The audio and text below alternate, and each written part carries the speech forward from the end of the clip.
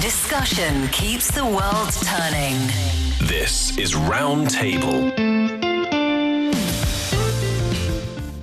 From the heart of Beijing to the edges of the global stage, you are at Roundtable. I'm Niu Honglin.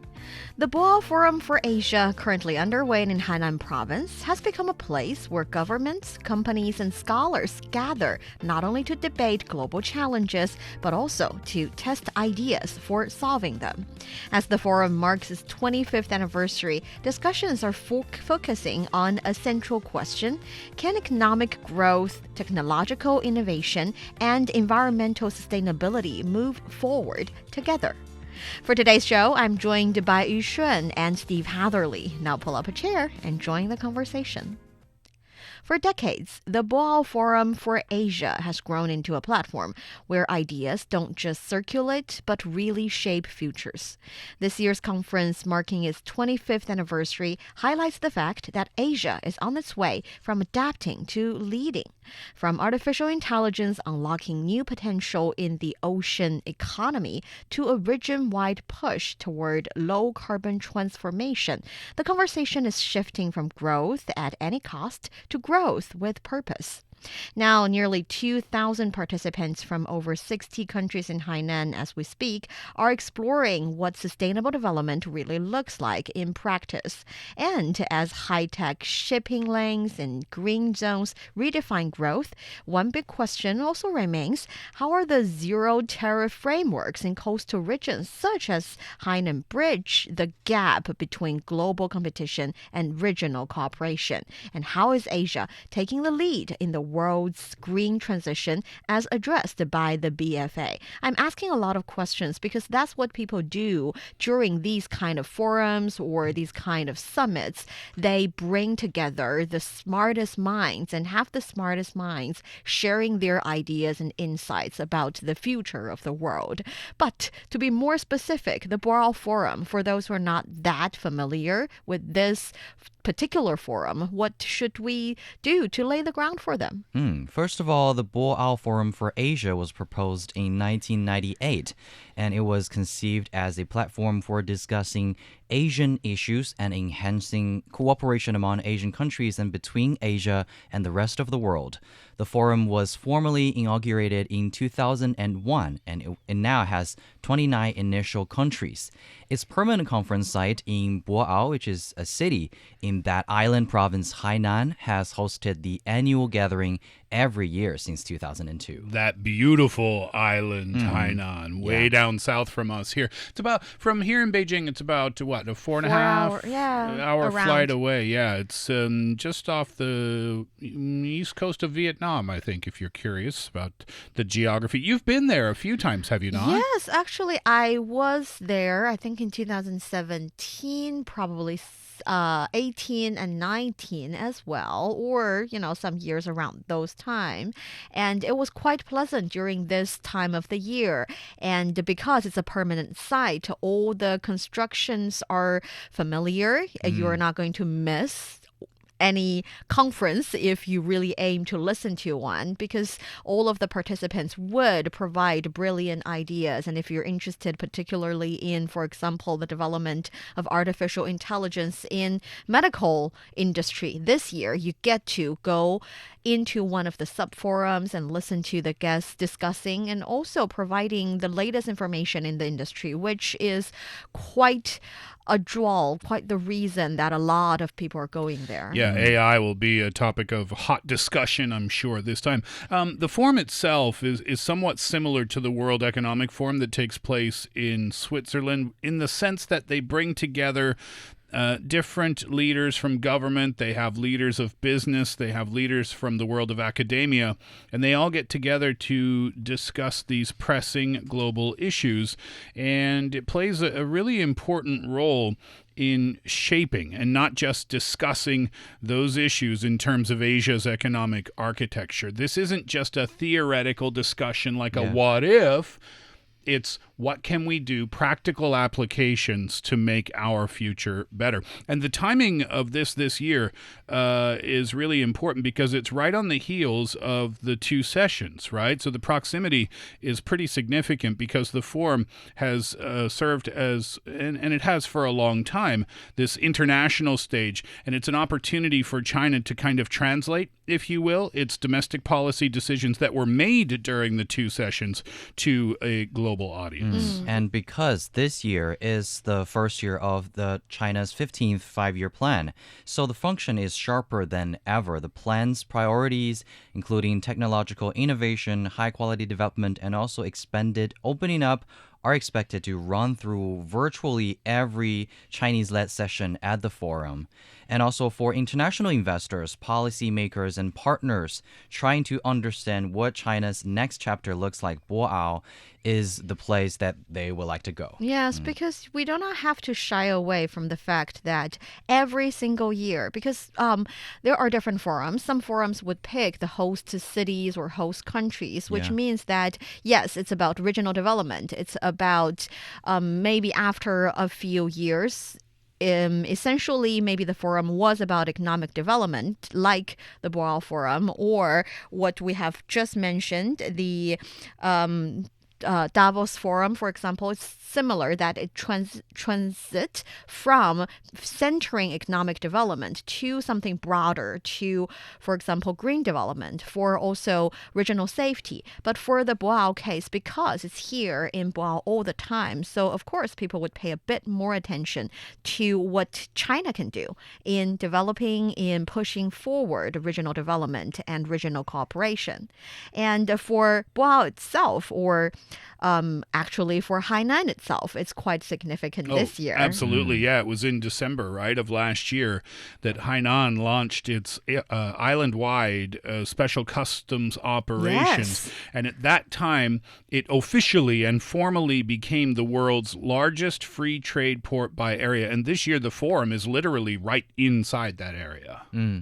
It was like the forum is taking place and also quite literally inside it because what people can actually experience is the life and also everyday chores that can happen in that island. So zero tariffs is the topic that has been frequently mentioned, now applied to 74% of goods entering the island. And corporate income tax can also encourage industries in the port, stands at a very preferential rate of 15%. Yeah, so Hainan functions as kind of a platform now, if you will. Here's an example. This is so kind of cool. So there can be investors from Thailand who bring in green coffee beans. From Thailand? No, from Colombia. So then they process them there in Hainan, and then they'll export the finished product, the finished coffee, to Thailand? Nope, to Australia. So this is like a hub. It's like a global trading hub. And that is why when people are in Hainan discussing zero tariff policy that can be applied in a certain area, or you can transform a port or a zone into a zero tariff zone, how to do that. You can actually use Hainan as an example in your discussion while discussing it in Hainan. And that is making this place also not only a place to talk about these different initiatives, but demonstrate what it can actually deliver to local people, to investors, to foreign traders. And for those who are attending the forum, they can even, test the water themselves, do a little bit of experiment. And this year, what's also very interesting is that it marks Boao Forum's 25th anniversary. And because of that, many people are actually looking back 25 years ago, looking back at the situation at that time. We even have a guest saying that when the forum was first launched, China's GDP was about 1.3 trillion US dollars, and today it has surpassed 19 trillion US dollars. So these kind of a little bit Renaissance and thinking about the past and looking at the future and looking at how the future would develop too is also quite interesting. Yeah, and that's one of the big themes from this year's forum is multilateralism to help to stabilize uncertainty or anchor uncertainty. We see it in the news every day. Uncertainty is becoming kind of a defining feature of the news or of the world these days. So multilateralism, having countries work together towards a common goal and global governance, that's become kind of a hot button issue this year as well. Ban Ki-moon is the chairman of the forum. He's also the former UN Secretary General. And he said that the world is becoming more divided, more dangerous, and less predictable. So just by that statement alone, you can hear what the importance of multilateralism would mean. So echoing this, discussions at the annual conference focus on rebuilding trust, strengthening global governance, enhancing policy coordination, advancing China's high-quality development, and also elevating the role of the global South. And these efforts aim to inject stability into an increasingly volatile global landscape. And we kind of mentioned this already, that is, regional cooperation is definitely something that these kind of forums would focus on because, yes, people want to, quote unquote, take advantage of the development of the region so that their own countries can find better opportunities. But at the same time, for major countries believe that by contributing to regional development, they can also benefit from it and lead the way for the entire region.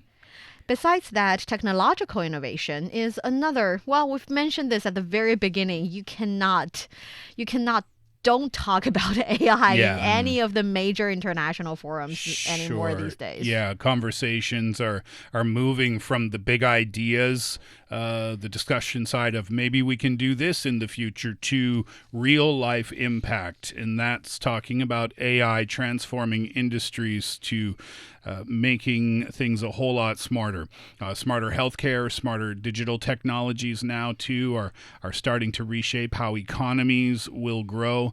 But as we know, AI is growing and rising at a really almost breakneck speed.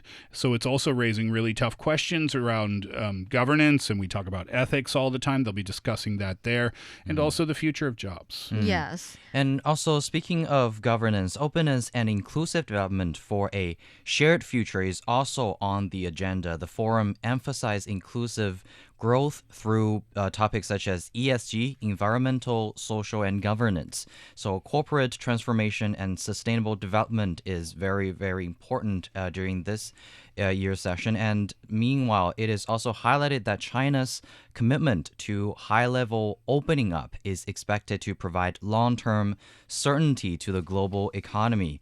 And of course, the Hainan Free Trade Port is a very, very good example, and it has become a focal point with its island-wide independent customs operation advancing steadily, and also emerging as a new gateway for international investment and also cooperation. I knew forums like this would sound a bit technical, a bit boring, Abstract. a bit abstract. But I was there for I was there for 3 years, and for these kind of places, you get to experience the trend of the world in details. For example, the first time I noticed car hailing services expanding to a certain extent was that when I was there for, I don't remember exactly which year, but I think one major car hailing company provided free services in Boao Island. That is, no matter which hotel you're staying in. Did you go last year? Because I think I remember talking about this last year, or maybe they've done it multiple years. Yes, they've been doing it for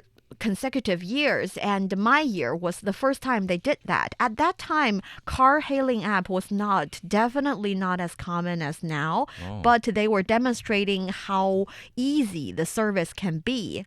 And also at that time, well, in this occasion, it's free. You can get a car from any hotel you stayed in to the major venue, and from the major venue to wherever you want to be. And also, I think it was also the first time that I saw a robot that can be a Bristol providing coffee. Also, the first time for me was in Boao Forum. So they demonstrate these kind of technologies. They put them on display. They put them on display so that world leaders, business insiders, experts would not only see what's happening, but also experience what might be the edge of the technology, the latest application of certain technology. Yeah, and this now we can talk about shipping because the island itself is obviously an island, therefore really important for shipping and shipping routes. Also, China's southern coastal cities, shipping is really important there too, and we get to see AI on display not just because of optimizing shipping routes or improving port efficiency, but there's new potential too. And there's not just robots serving coffee at the ports. The robots are kind of taking over the heavy lifting, as you will. There's a port where there's a good example. I think it's in Ningbo, the port there, and they've brought in 4-legged robots to inspect the containers. Now, you might think, oh, is that a big deal? Well, there was a report that said 3 of these robots, those robot inspectors, they can finish a task in just about 20 minutes. And that is an important number because that job used to take 4 to 6 humans about an hour to do. And they do it, by the way, with 99% accuracy. So you have way more efficiency in the container inspection and also reduced time. And actually, the whole industry is getting so automated with all of these technology, robots, and AI. So terminals are also running themselves, basically, up north in the Tianjin municipality. Not far from us. Where the largest integrated port in northern China is also located.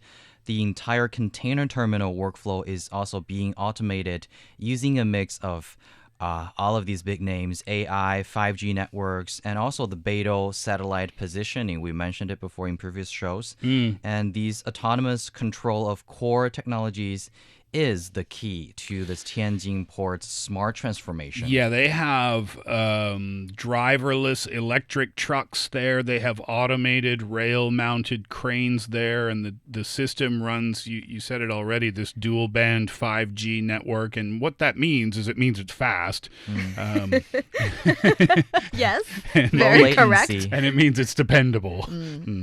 And we're not only talking about AI working or unlocking new potentials for China's ocean economy because it's related to the position of Boao or Hainan itself, but also because during these kind of forums, we get to listen to or get to know about the latest information in different industries, and sometimes by design, because all of the forums would have set agenda about what to talk about in different sub-forums. They invite experts and guests sharing what they know, because usually what they know, if they have an international platform or a stage, it will be the latest information. And also because sometimes the reason we care about these forums is that you get to hear some new ideas, some new trends, and something cool happening in different industries. For example, this is the first time I hear about something called a blue pharmacy. And apparently AI and infotech are being integrated in the biomanufacturing to tap into ocean resources. Yeah, the coastal city of Qingdao is emerging as a leader in China's marine research with a growing focus on marine pharmaceuticals. While Germany actually dominates chemical medicine and the United States leads in biomedicine, Qingdao has carved out its own niche, which is producing 2 of the world's 16 approved marine drugs. And then to bridge research and industry, the city is advancing the industrialization of Antarctic krill. Krill, those are those little shrimp-looking things that whales and seals love to eat. Yeah, with reserves exceeding 1 billion tons, krill underpins Qingdao's strategy, supporting future protein supply while serving as a key raw material in the fast-growing global pharmaceutical market, and that projected to reach $2 trillion by 2030.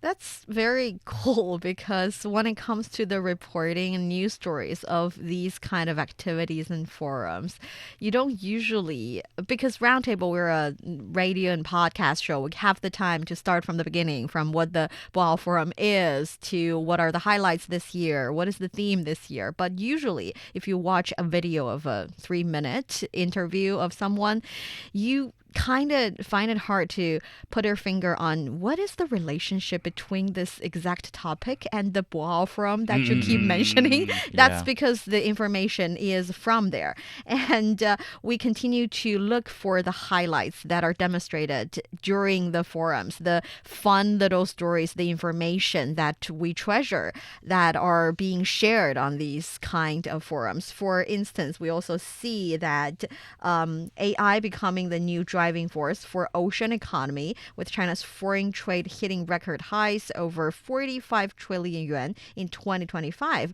according to customs stats. And AI is becoming definitely the new driver, helping ports handle this massive volume of cargo more safely and efficiently. It is happening everywhere. Yeah.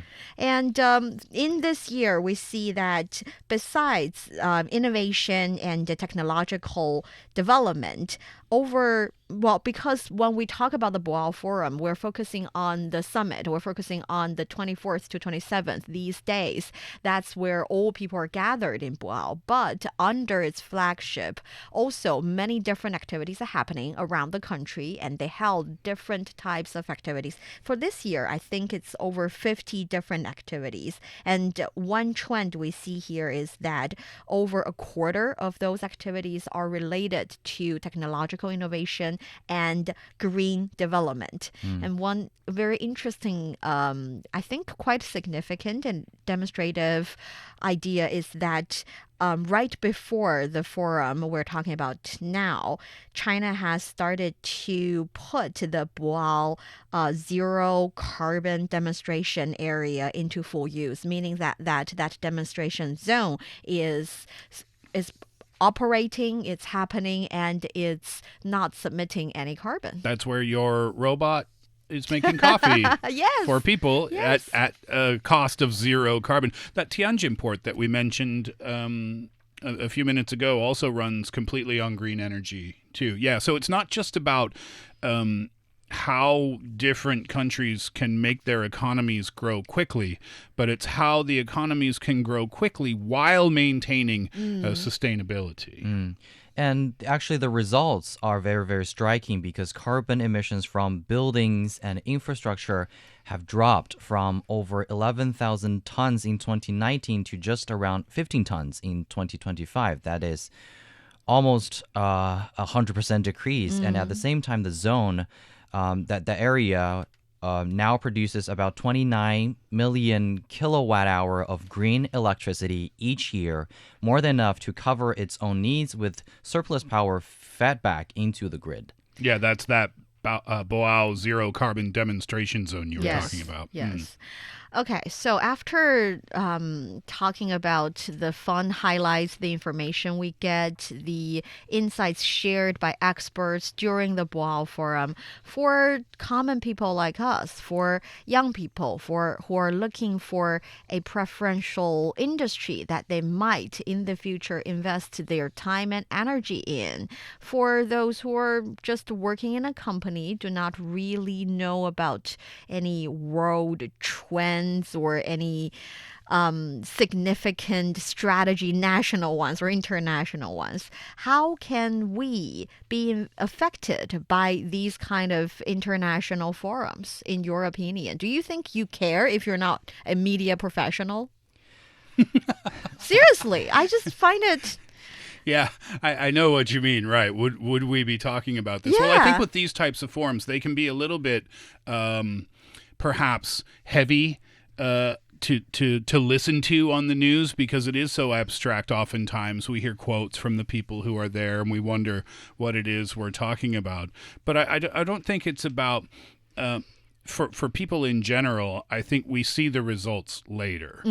For example, job creation. You know, if you're not a business traveler, the economic activity in the area during the forum specifically can bring a lot of jobs or create a lot of jobs. And then if you think of a bigger picture outside of the island itself, we gave the example before about importing beans from Colombia, having them processed on the island of Hainan and then sent out to Australia. Now think about how many jobs that's creating there. And then the cost of the coffee, because it's tariff-free, that's going to get passed on to us as consumers as well. Now those types of things we don't see immediately in front of us, but they are the results of forums like this. And also as just ordinary people, of course, we can experience the result of all of these discussions. Of course, they are discussing some big issues happening worldwide, the global trend and everything. And guess who is living in this world? Of course, us, the ordinary people. So we will definitely see some of the results, the free trade ports, the special custom operations. Who are buying the products? Of course, the businesses, operators, and also consumers, right? Consumers are, I think, the final end of experiencing, no matter it's the price differences or the policies, they can feel that. And going greener, the whole economy is going greener. We can definitely experience that, more EVs on the road. And electricities are generated by greener sources.